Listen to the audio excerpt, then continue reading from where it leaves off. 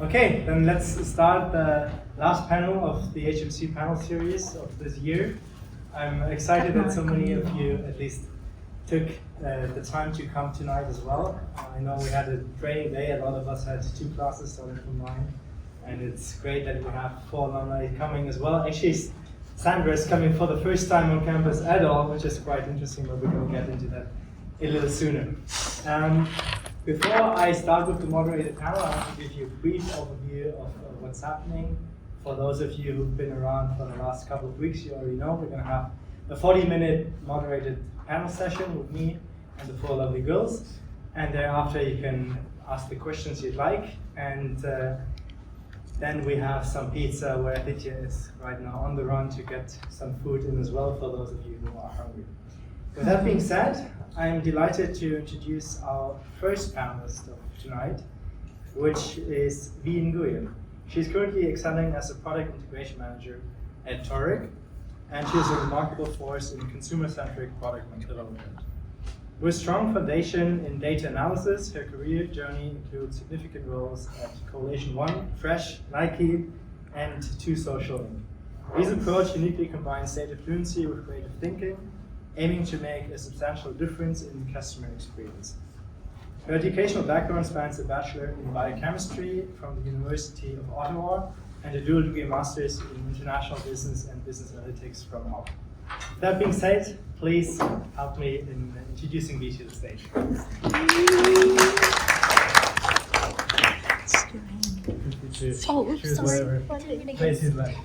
Nice to have you. So cute.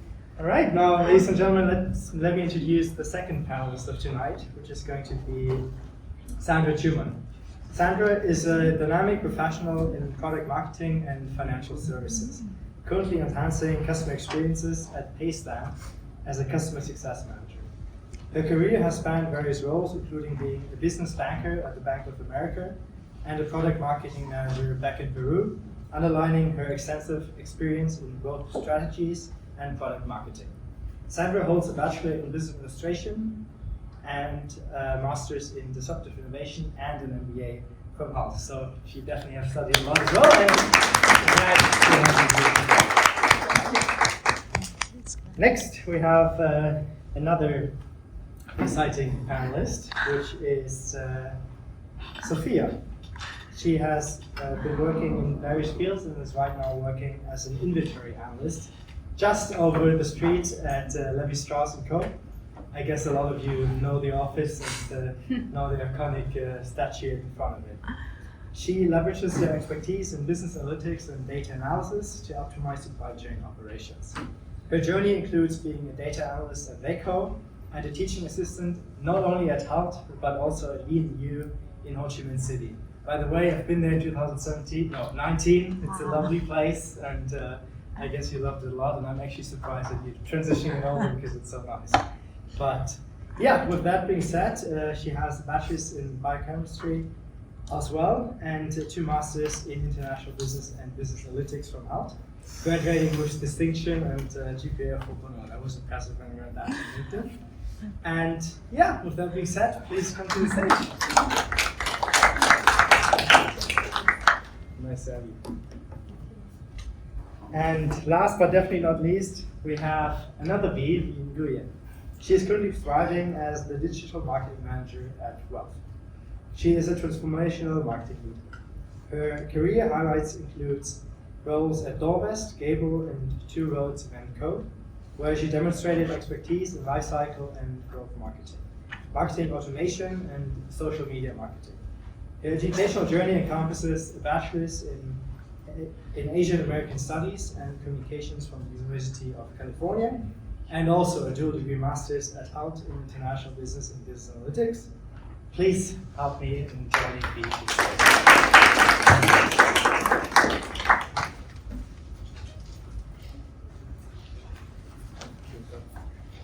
That's it.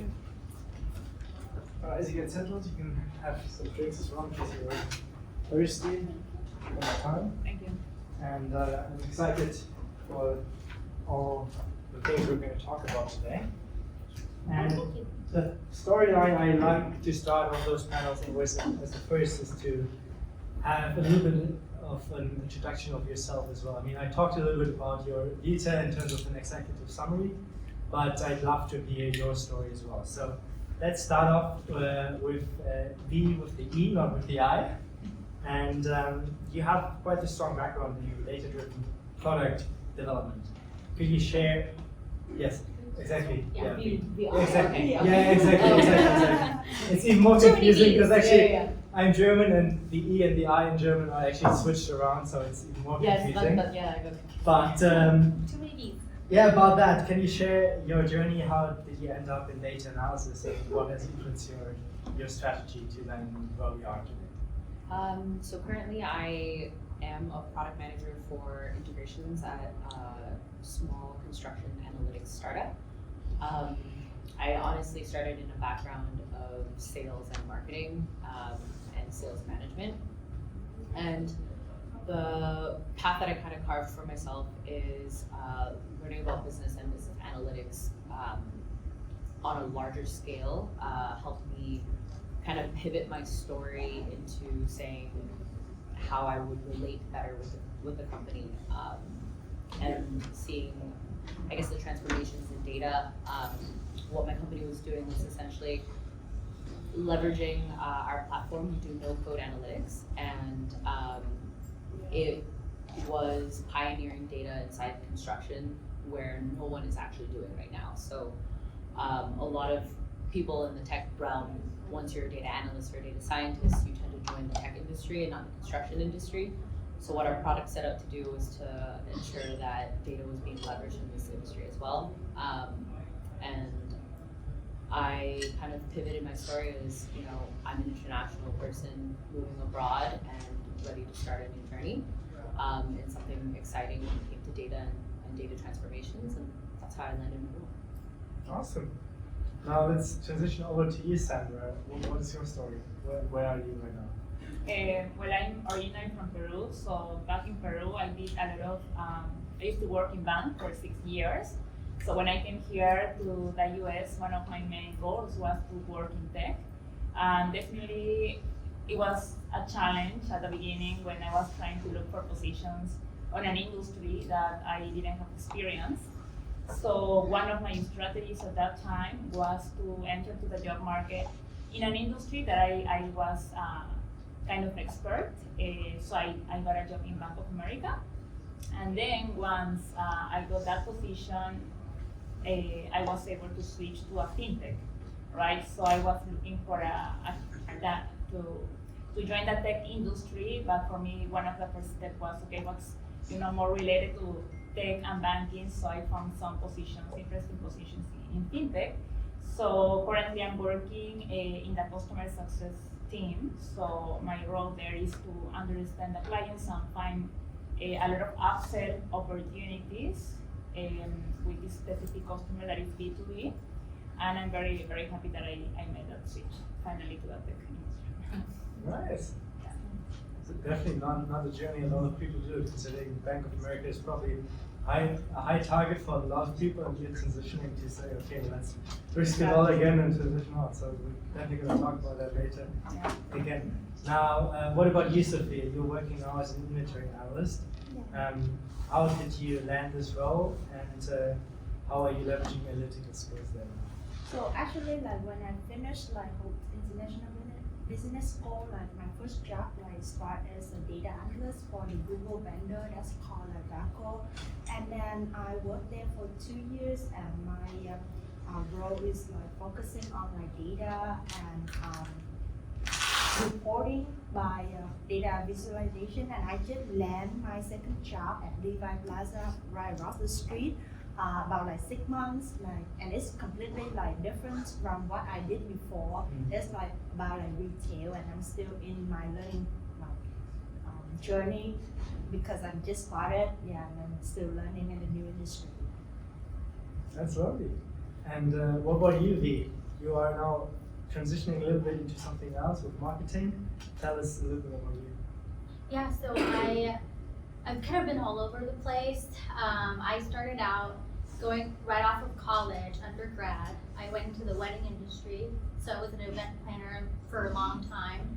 And I realized that I like storytelling, but that was very much offline marketing. And we live in a world where everything's so data driven and so digital.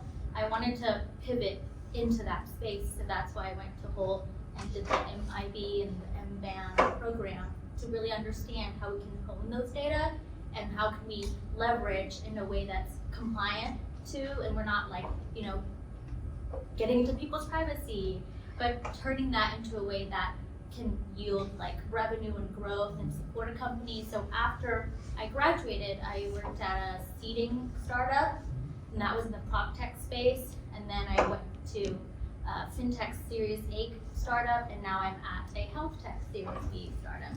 And so from that, like those transitions in 3 years, I've learned that it's not really about where you started, it's about making sure that your skills are transferable and how well you articulate your skills and how well you understand data and how to use that in different buckets in the industry. That's actually very interesting to hear your wedding planning part right now, because at least all the dual degree elements from my part can relate pretty good right now, because we are on a project with Professor Chase right now, and we are analyzing actually the wedding industry, all the different aspects. So we can probably reach out to you and get some insights there if we are not able to create a database. No, but beyond that, you said you are quite the person who loves the fast pace and also the analytics. How do you approach taking data into your marketing strategies? So for up until now, primarily when I talk about data, for me in the marketing, at least in my company, we look at more like traffic and acquisition. So we look at how many touch points does a customer have before they go from a marketing qualified lead to a sales qualified lead. So on average, from the industries that I've been, we have about 3 to 4 touch points before you can convert somebody to talk to like your salesperson. So where I'm at right now, we're a B2B company. We sell to health providers and payers, and we basically help them to make sure that their chronic condition members are adhering to their health plan, whether that's taking your medication on time or stick to your diet or that kind of thing. And so to get to the health payer, like let's say, what do we have at HULT, like Blue Shields? To get to Blue Shields, how do we get there? Well, it requires how many blogs do we put out, what kind of blogs, what kind of distribution channel? How do we track that in a way that's not like prying, like, hey, how did you know about us? But like set up parameters and tracking measures on websites, on social channels. And if we do events and we go to conferences, how do we track that those events that we had put $15,000 into has a good ROI? So things like that. That's nice. And what about you? You're saying you're in customer success. What are like the key KPIs you use to ensure that you get to the customer? Honestly, they're in a startup. So before I took or I transitioned to a product management role, I was the first project manager at Toric, and we were leading, or I was leading all of the projects with our early startup, like early proof of concept customers and early enterprise customers. A lot of it was like, how do we ensure that this customer is like a net retention, like NRR, so net retention revenue, and ARR. So those were the two kind of KPIs we looked at, especially when you're so small and you have higher touch with the customers, and they're not fully enterprise, and our product is not fully developed at the time. So 2 years ago, small team, 25 people. There's not many KPIs to kind of start off with, but you're definitely analyzing a lot of the recordings that you have with the customers. There's a lot of recording tools that pinpoint what the customers say and how they're reacting. So that's definitely something that we use to ensure that a customer is really happy with the level of service that we're giving and/or the outcome of a project. So those were kind of the ways that, instead of looking at KPIs only, we're looking at the subjective data between customers, and not only the objective data between customers, to ensure that we can maintain our revenue and grow that year over year. That's great. So it's not just KPIs, but looking a little bit further Yeah. and understanding the customer lifetime experience. and Yeah, like getting there. yeah, like I mean, it would be great to have all of these KPIs, but you know, when you're dealing with or when you're working in a small startup, you have 3 customers, you know, and you're just starting off in those projects, and these projects, especially with data in the construction industry, they take much longer to kind of materialize to the final solution that they might want, and that's just because data is still new in the construction industry, and they're still working out, you know, data teams. Most likely, you're not going to find a data analyst working in a construction company. So that's kind of my company's job or my team's job to ensure that, you know, the customer is actually successful, not only with the product, but with the service and with the business overall. Great. And now you, Sofia, you are definitely probably the most analytical person in the room, being an inventory analyst and having worked as an analyst before as well. What are the softwares you use on a day-to-day basis? Which So- ones do you love and which one do you So hate? I think like I'm more like technical side, so Yeah. I'm working like with more tool like related to number actually. So first like when I worked at the previous company, so my stakeholder will be Google, so we use like Google tool what like similar to like our tool that we have at school like Tableau, SQL, and mostly like Excel, like Google spreadsheet. And we will use the tool to gather data all over because I'm working as the advertisement like industry, and we are in the US. We will oversee like other regions around the world like Asia, Europe, and India. So we want to make sure that like all the data from these traders outside the US, they have like the good productivity and quality of their work, and like how much like from each ad that like average every year, so we can outsource outside the US. So all the data that I need to gather from our team, and I would build a report, consolidate the data, extract the data from the database, and build a report to like stakeholder, which is Google. And after that, I moved to inventory management, and everything that I done in at Levi is like completely different. It's like completely different like industry. So mostly I work with internal tool and some like software called like SAP and Excel. Mostly I generate report, and then we have like Power BI and Tableau as well. Yeah. So that's all the tools that I use. Which one do you think is the most valuable tool to know which Actually- positions you very well? Actually, like it will have like their all like benefits. So so I'm not get used to what Power BI at all, because like at HULT we did not like have a chance to like study that. But whenever you have like a little bit knowledge about like data visualization, it will be easy for you to adapt. Yeah. So whenever you have like Tableau like knowledge, you can like easy to adjust to any tool that's similar to that. Great. And what about you, Sandra? You transitioned over to now some more startup like life. So what did you make that change from Bank of America to the position you're in now? And what do you miss and what do you really love that you're out of it now? I don't regret about my decision. That's great. So one of the main reasons I came to study the master at HULT was to change and switch the industry that I used to work on. Back in Peru, as I said, I worked for 6 years in a bank, which was a great experience. So when I came here, I was looking for something new.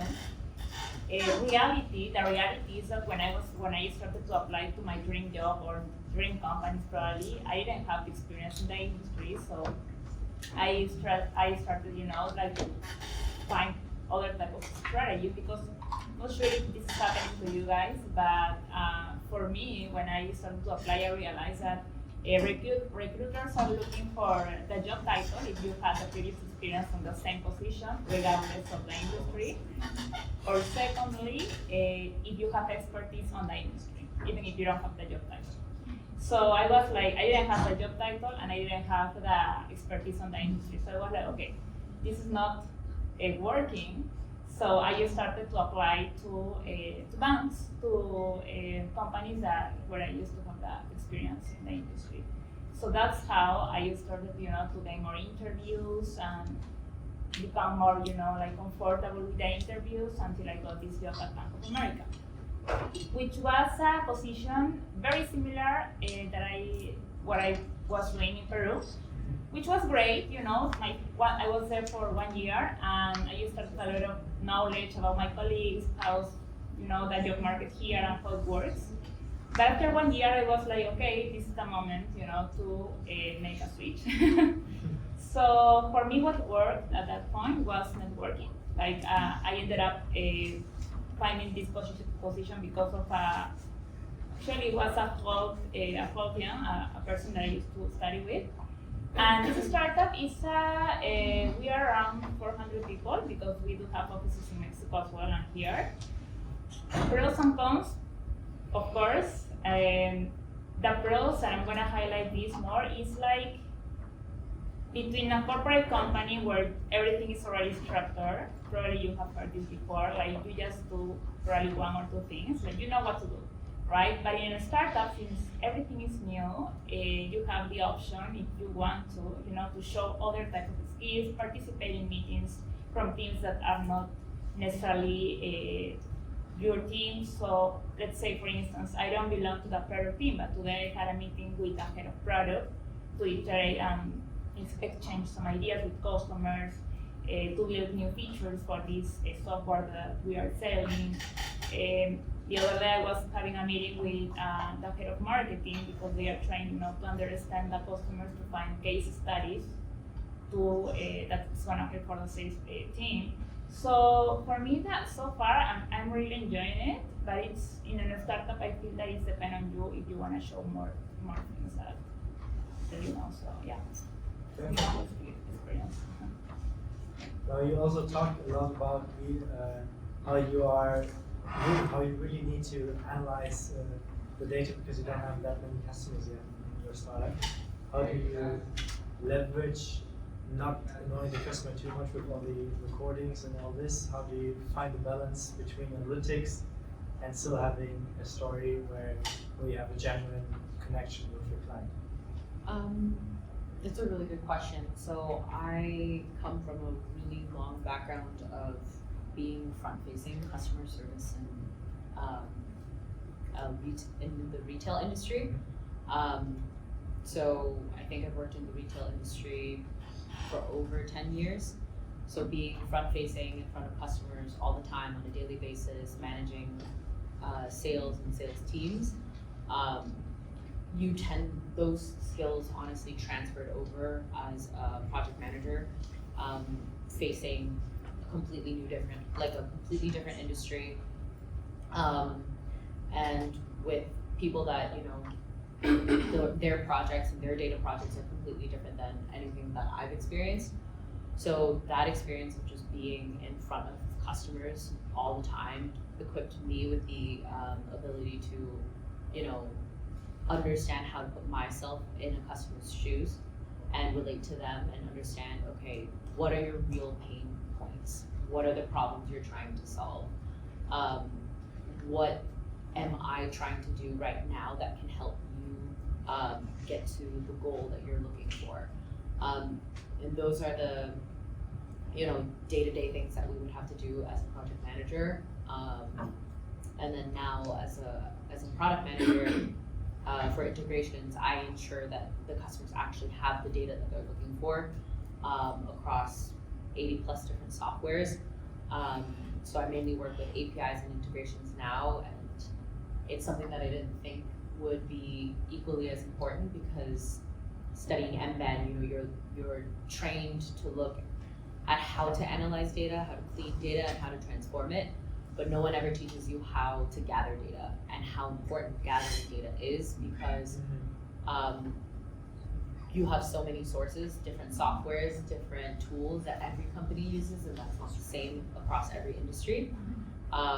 So now being the product role that I am now, my focus is to ensure that we gather all of the data our customers need. That's lovely.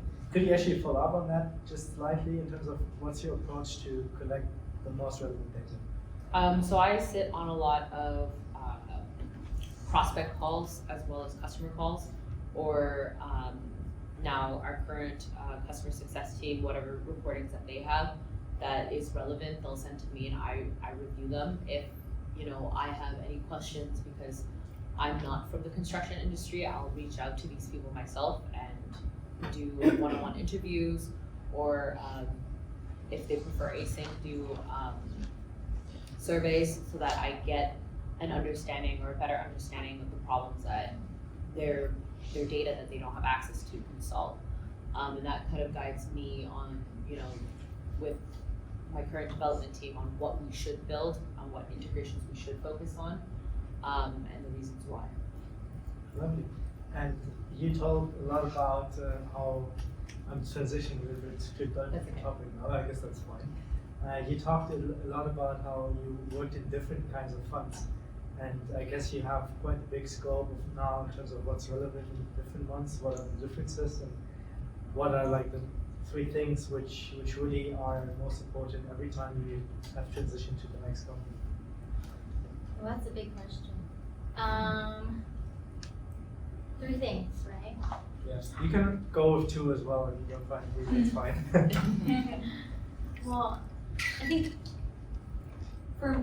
so backstory, like during the first round of layoffs, I was part of the layoff season, and so I understood what it was like, one, to be an international student, to find a job as an international student, let alone be an international student who's also just got laid off. And then, so I understood that uncertainty and that fear, and I think what I learned from that experience, and it was in the middle of a pandemic, so there is no networking. And so it really comes down to how well you present yourself on paper. And that means I went out and built my own website and portfolio and put whatever I thought was the most interesting skill set, because I think, and what made me stood out, because if I just put on paper, okay, I can code SQL, I can do, everyone else can do that. But how well can you tell your story and like where you started to where you want to be and what have you done to get there? I think when you can hone down that 30-second elevator pitch about your story, that is truly what sells you. And I think, I know it sounds weird that we're a commodity, we're selling ourselves, but that's the reality of it. And secondly is your resume. What I did was I basically had like 4 resumes, and I like had 4 job titles that I wanted. And then I basically honed every single resume to the job description.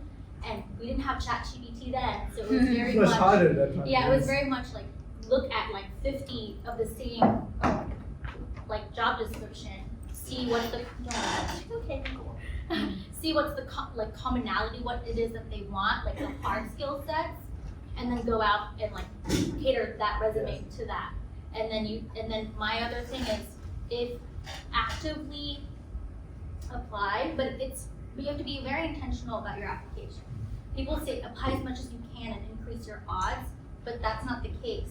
Because if you like apply to a job and your resume is not good at all, no one's gonna care. And keywords really matter, because now that I like know what it's like on the inside and I have conversations with the HR team and the people ops, they scan your resume. So if your resume are not optimized for keywords, it goes out the window. And so that is really important about the resume component. And then on top of that, once you have like your resume locked down, then it really comes down to the window of application. All of my jobs I found on LinkedIn, and none of them were through networking. It was through, I looked at jobs that were like posted within the first week, because that's when the HR and the people ops who have listed those jobs are like the most active. Because you have to think about their hiring window. They have 2 months to bring someone on or something. So then they care most about how quickly can we bring people into the pipeline and how fast can we move candidates along so that they hit their quota by X amount.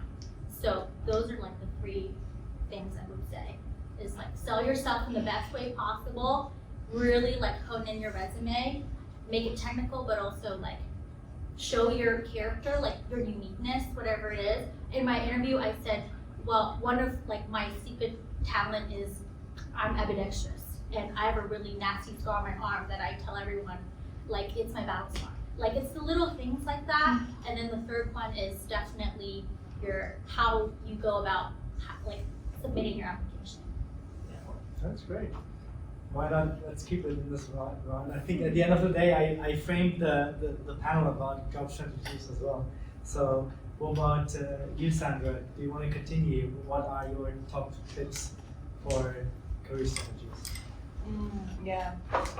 So I would say from my experience, the first one would be have a system. What I mean, what does it mean? Like, what does it mean like for me to have a system? It's like when I was applying for positions, I remember that I had my own goal every week. Okay, I want to send X number of applications every week. I want to talk with, I don't know, like 3 people doing networking or 1 or 2 every week. So I had like, a constant system, and at the end, some interviews started to come. So I think that that's one thing that it helped me a lot. Secondly, I would say like find your strategy, like a strategy that works for you. If your main goal is to stay here, and are you willing, maybe to, in my case, I'm willing to work in the same industry as I used to work in Peru for 1 year to see what happens, to see how is everything, in the US, like it was gonna be my first time working here. So for me it worked. I didn't close that door. And third, I think networking probably is very cliche, but networking, that's how I found my second job. So yeah, probably next year, in that like 1 year from now, your classmates are gonna be probably the best people to reach. Yeah, so that works for me. So I think that networking as well is something to keep rolling. That's a great part to talk about. I'm actually really curious about your experience there, because you told me how you studied completely online because of COVID. How did that work out to stay in contact with your peers with whom you were all mostly studying online with? Yeah, so the person that recommended me for this job was one person that I met in person in Boston. But what I would suggest for me is like, now that I'm working, if somebody reached out to me, like even if it's not my classmate, even if it's one of you, just the fact that I do see HULT, I'm gonna just be very open to talk. And this trait, like I think that sometimes when we send message through LinkedIn, because I was one of those, like we try to do a perfect, pitch in an email or maybe in a message. But at the end, like people that are working, I think that short. if the short is the better. Like be very straight, like if you are looking for a referral, be very clear, be very clear with what you really want. If you want to talk about like, I don't know, I saw this position in your company, I would love to know more about this. If you are looking for a referral, just like mention that on the message. So for me, it would be much better because it's like, okay, she wants a referral, okay, I know what she wants, okay, yeah. Probably I'm gonna say like, yeah, I mean, if you don't have time, if I don't have time, I'm willing to help you with a referral, even if we don't talk. But yeah, I would say that my advice is to be very straight. You were nodding very heavily when it came to referrals. Now I'm curious. Why is that? So actually that was part of my job strategy. So a lot of us, I think on this entire panel, did school at HULT between 2019, 2020, then 2020, 2021. So as bad as the economy is now, the economy was also bad during, Delta and COVID. And the year before us also got hit with COVID too. So people who graduated in 2020, they were also out of a job. So how are you going to, as a HULT student, network with the year before you to hopefully land a role? Because these are the people who were expecting to land jobs and maybe have referrals. So as Sandra was saying, being direct is honestly the fastest way of getting the result that you want. And fearing an answer doesn't serve you at all. So send that message.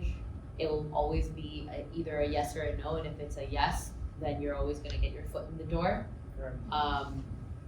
And what I did was I ended up networking with 2 years above me, because these were the people who had roles and are stable in their jobs because, you know, they had already been working there for a year or two, and they had experience in not only the role but probably the industry. And I guess the second tip I could give is know your own strengths. A lot of people think they know the top skills that are applicable to the job, but you know, your experience speaks a lot, especially as an international person coming into the United States and looking for a job. If you don't have, you know, active experience in data analytics or business analytics or product management, get into the company first on whatever experience you do have, especially with the current state of the economy, and then pivot. So that's exactly what I did. I did not have experience in product management. I did not have experience as a data analyst. My company is a data company and I wanted to get into product management. So I took my skills as a customer success person in sales and marketing, and I pivoted that into project management, and then later on pivoted into the role that I wanted. So now I have the title that I want and I'm gathering the experience that I want, so that later on, you know, if I do look for a job in a later stage, I'm in the position that I have, with the experience that I have, and it looks so, like Sandra was saying, looks so much better on your resume because recruiters look exactly for the title and the exact experience. So sometimes playing to your strengths is better than hoping that you will land that perfect job right out of school, because that's not always going to be the case. And I guess my third tip would probably be not only having a schedule, like Sandra said, but being intentional about where you apply. The companies that you apply to really set the track record, and the people who work there are probably your best resources in terms of understanding if that's a company you want to work at. But of course, that's not everybody's situation, considering once you graduate, you have a small window to find a job. I would honestly say within that window, or even before you graduate, start working on that resume, start working on that pitch, and just make sure that you have a really good understanding of what you bring to the table. Because when you deliver that in interviews, they tend to be like, okay, you know what you're talking about. Just because you're an international person doesn't mean you can't land this role. But we could probably talk about tips about how to land a role being international and interviewing afterwards, but yeah. Sounds great. What about you? Oh, actually, like they cover most They of cover the that? stuff. Okay, Yeah. great. Yeah. But yeah, again, networking. When I land a job at Levi, yeah, I reached out to the HULT former, like working at Levi, and she helped me a lot. What the culture and the company, what they are looking for, so you can prepare yourself like for the interview. And yeah, prepare yourself, but like learn about the company that you like apply for, learn about their culture, and if possible, like you can put yourself in like the connection with the culture of the company. So when I interview at Levi's, like one story that I told them is I study at HULT and I just right over the street, and I feel like they asked me why I chose Levi, and my answer is like because like that bring me back memories when I used to go to school. And I think like that, like my manager like feel very impressed with this like answer, and see like when I joined Levi, and she said like, oh, it's like why I chose you, because my skill set like everybody can have it, but like the love for the company, the match culture with the company will be like something they're looking forward to.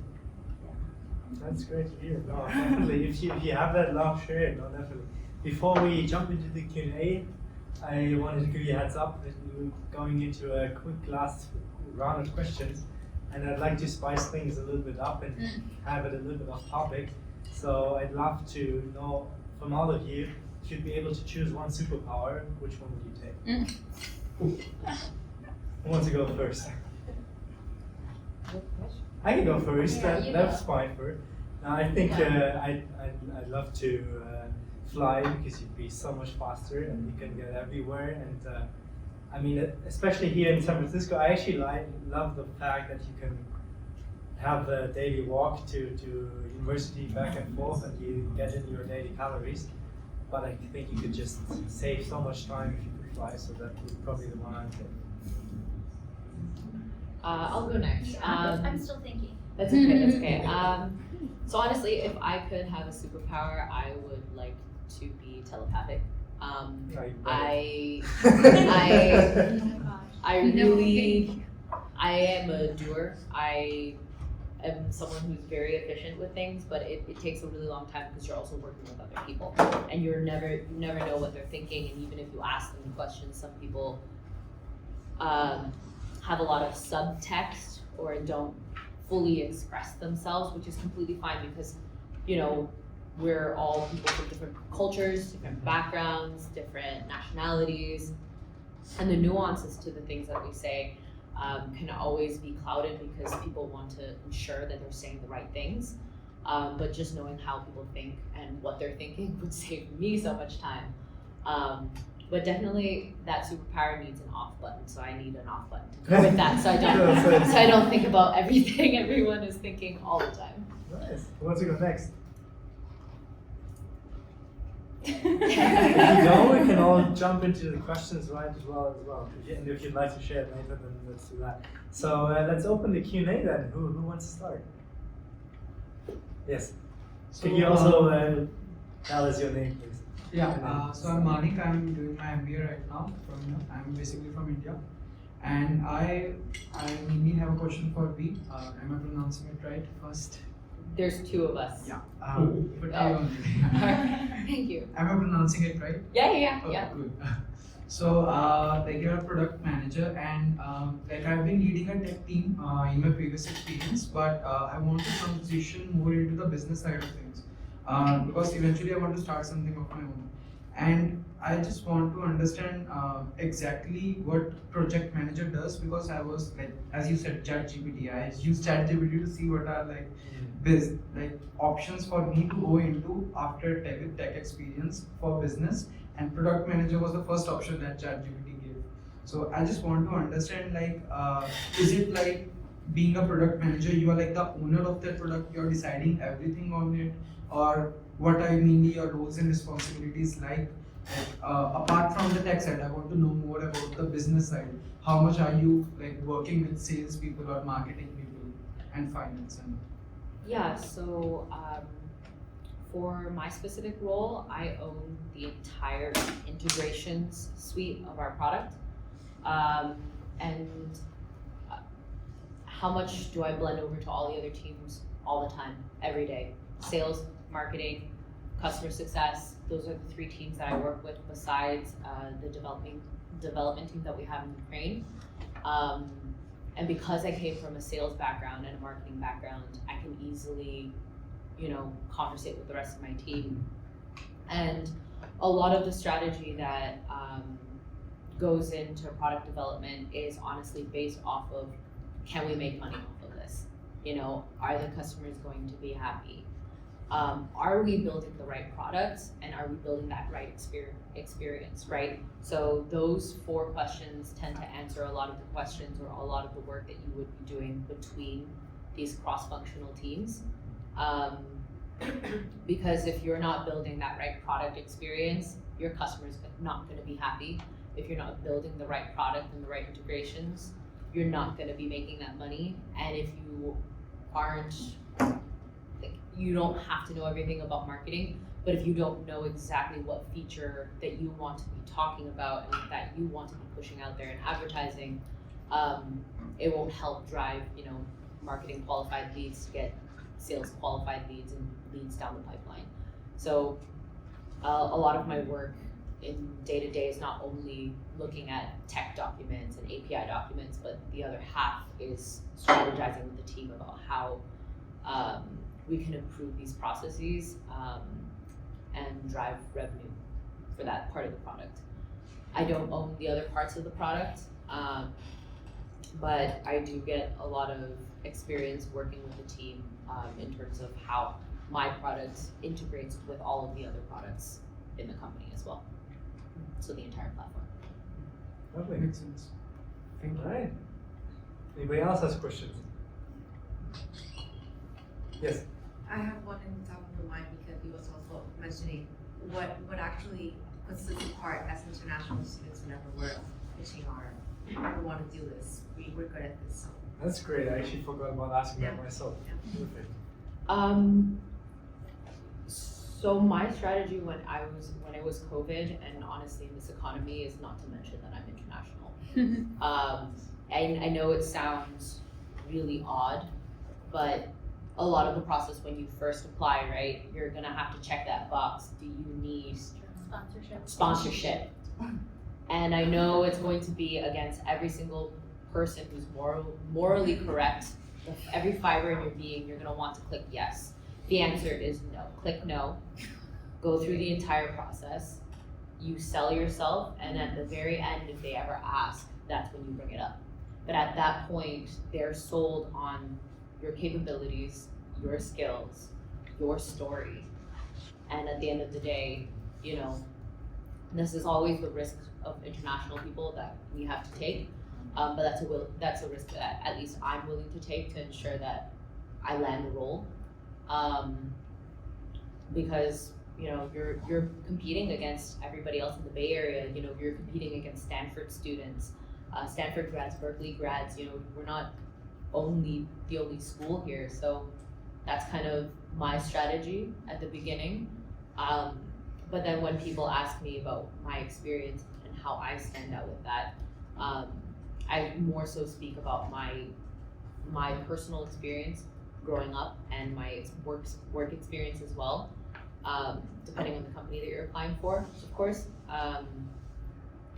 But I don't ever relate it to being like as an international, like I had this experience in Canada. I would say, you know, I have a lot of experience working in a multicultural city, and we work with many different countries. Or if someone asks about what I learned at HULT, I would kind of spin it that way instead, and be like, I have experience working with 70 plus different countries, and the nuances of every single country. I've had experience working with people like this, and use that as a strength instead.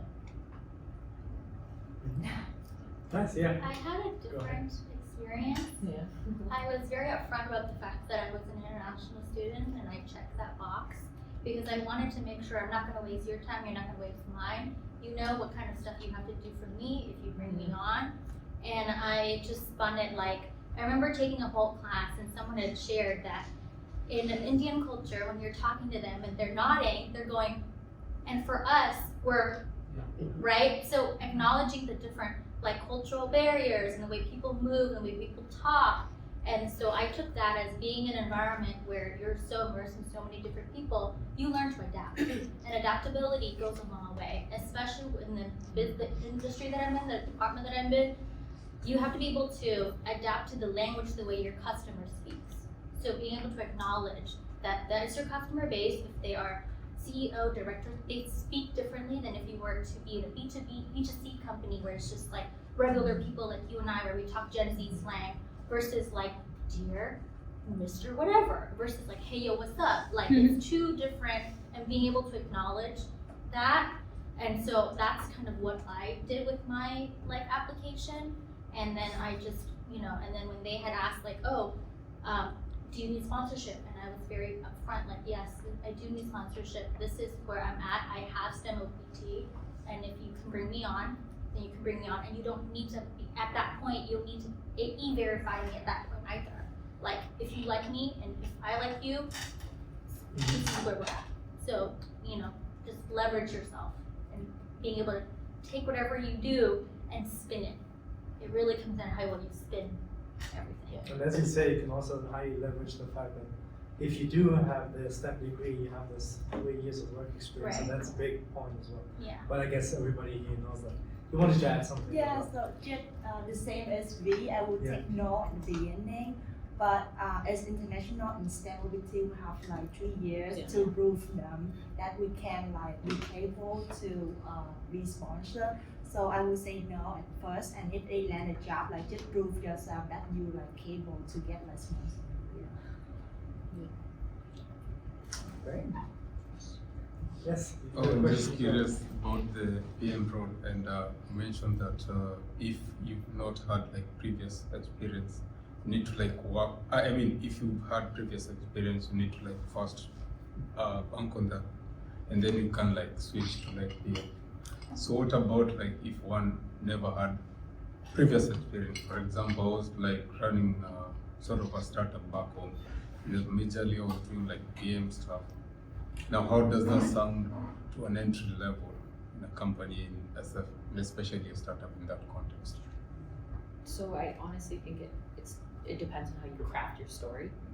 I am a firm believer of all experience is good experience, but again, it's how you voice that to whoever's interviewing you.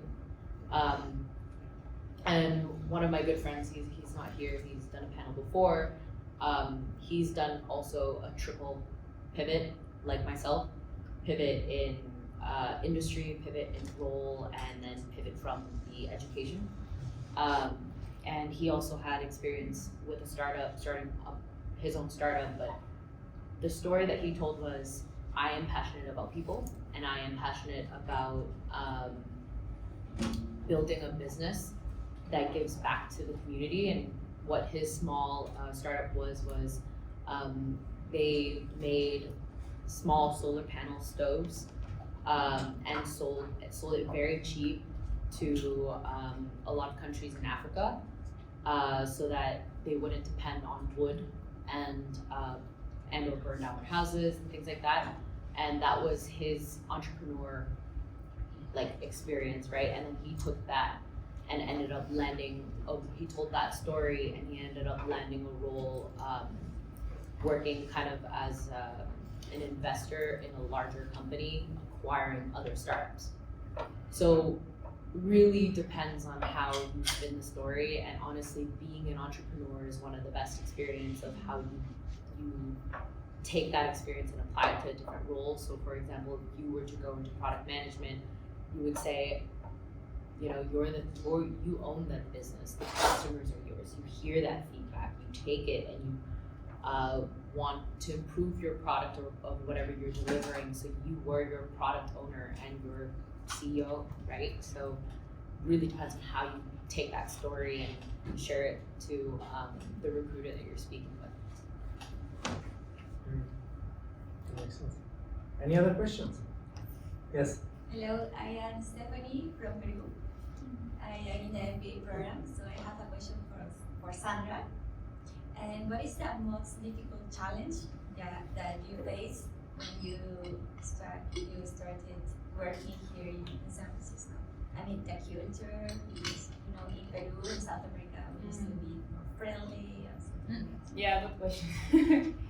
So the first months, the culture definitely is totally different, because I feel that here people come just to work. I mean, like in Peru and in Latin America, you make real friends at your office. I still have a lot of friends from my previous jobs. Here, I think I don't have any friends from Bank of America. They were just colleagues. And also because I was working remote most of the time. But what I feel that main difference, talking about the work environment, is that here people are very used, to show everything that they do. Let's say I send a survey to 10 customers, they like make a huge Slack saying, oh, I find this, blah, blah, blah. These are the 3 main insights that I found because of this survey. So in Peru, it's not that like that. It's like you are more humble when you do your job. You don't sell your job at all. What I realize here is like anything that you do, make sure like your boss and the boss of your boss knows what you are doing constantly. So this is one of the main differences. In Peru, it's like you just do your work and your boss probably knows what you are doing, but here it's like people, Americans, I think that it's more about the culture. They want to make sure everybody knows everything what they are doing, like a lot of exposure, a lot of that. So it's, probably you are doing more than them, but you don't sell it to the other teams, to your stakeholders. So you want to make sure that everybody knows what you're doing. So that's one of the main difference that I am still learning, because I'm doing, I'm very conscious, but I have to be very conscious when I do it, because when I forget to say just do my work and I forgot to mention this to 1 to 3 people. So for me, that's one of the main difference because of the culture. Great. Yes. Thank you. Last, and then I'm running up. Last one? Yes. Okay. Thank you. My name is Nigel. It's not directed to anyone per se, but I would just like to find out on your internship journey 1, as well as landing a job after graduation. So probably on internship, I'd like to find out on the issue of when you guys started sending out applications and probably identifying the appropriate organization for you to actually leverage what you've been learning at school to actually practice those kind of skills of that particular organization which you're going to do. And then also the period after you've graduated, how is the process for you guys in trying to secure a job before that OPT expires? I think I should answer this question because I did not land a job really quickly right after school. And a lot of people the year before me ended up doing this strategy as well. So your first year of OPT, you're allowed to be your own entrepreneur. What does that mean? It means you're able to apply for your business in San Francisco and you're allowed to work for yourself, especially if you're running out of time to look for a job. So in order for you to stop that clock, you're gonna want to do this. You have 60 days, and in this economy, looking for a job in 60 days is almost impossible. It took me 10 months to look for a job back during COVID, and I had started in February of 2021 and landed a role in October of 2021. That's how difficult it was. And I was able to, go through the steps of applying for my own business, and that stopped the clock for me. But because I knew I had STEM OPT, I had time. But once your first year of OPT ends, you lose your STEM OPT if you don't land a job that is willing to sponsor you. So there are loopholes. Please consult the internet because I don't have all of the details of these might have changed. Please, this is honestly a lot of liability, but you're able to apply to be your own entrepreneur in the first year. And that will stop the clock for you to look for a job, and that's what I ended up having to do because I ran through 30 days and I only had 2 interviews set up for the last month, and that's not enough to bank on the fact that you would land a job, and obviously it wasn't for me. So that's kind of the first steps of what I did. I started looking for a job in the last semester that I had, and started networking and started talking to people and started changing my resume and ensuring that I had the SEO words to get past the scanning processes. And honestly, a lot of the conversations that you might have networking online might even jump past the loop of you having to submit an application via link. Someone might just take your application and submit it for you or on your behalf. Actually, that's how I got most of my interviews. Especially the smaller companies as well. Especially at smaller companies and larger companies. So that's kind of the strategy that I took. But funny enough, the job I have now, a recruiter reached out to me and interviewed me, and then I ended up taking that role. Yeah. So it's funny how things work. You do all this work, but next thing you know, a recruiter doesn't work for you. So it's all about luck, honestly, by the end of the day. But if you want luck on your side, you're gonna have to find the loopholes to make sure that you can stay a little longer, especially in this economy. Thank you. Sure. For me, the last semester, I just started basically cold emailing every single company I knew that had an internship position open.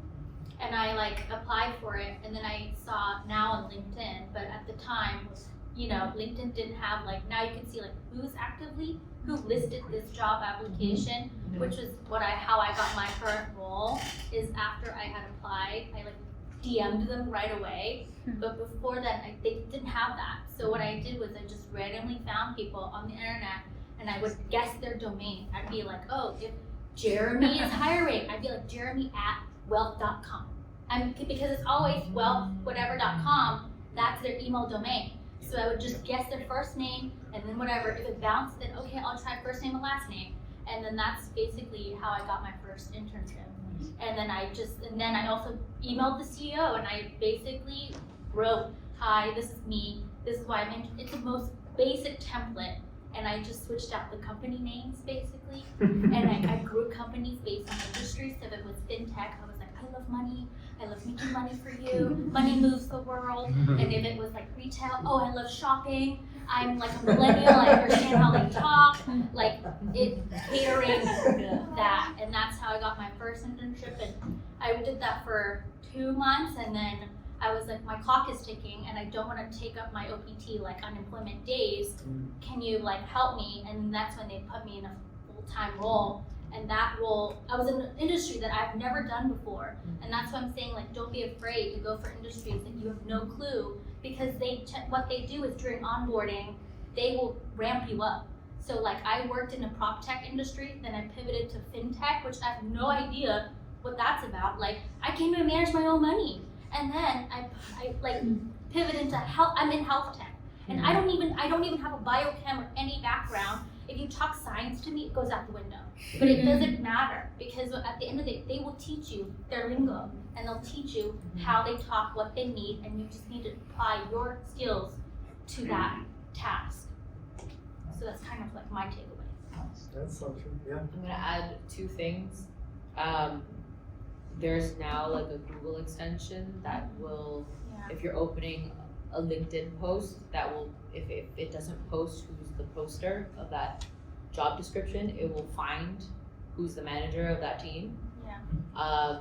So that's one resource that you could probably use. And now there are a bajillion free AI tools that will scan the job description and tell you what the keywords are that you should be using for your resume.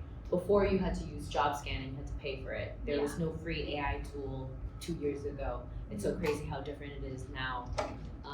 But definitely use AI to your advantage, and use the Google extensions. They'll help find the right people you want to talk to, the right people you want to email.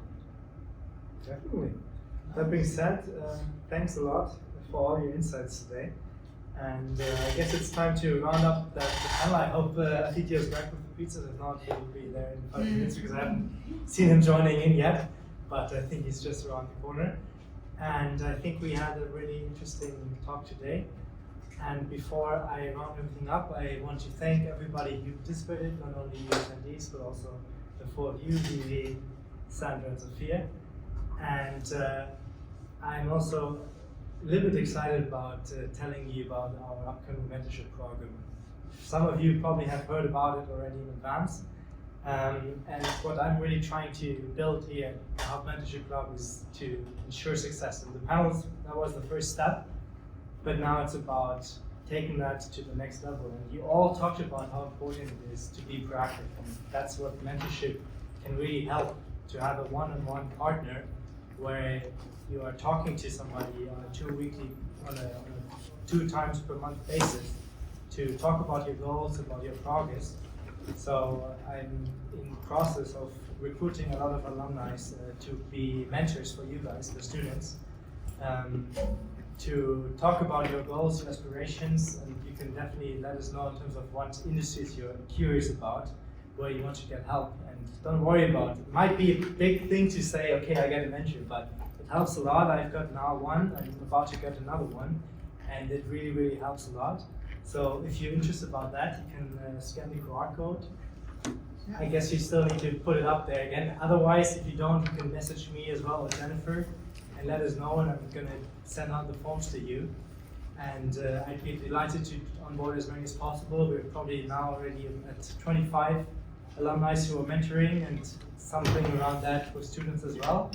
And tell also all your friends, and I'd really love to make the most amount of value there which is possible. And also, if you're curious to join, I mean, you've already all got the email from me as well. If you'd like to mentor, let me know, and I'm pulling up.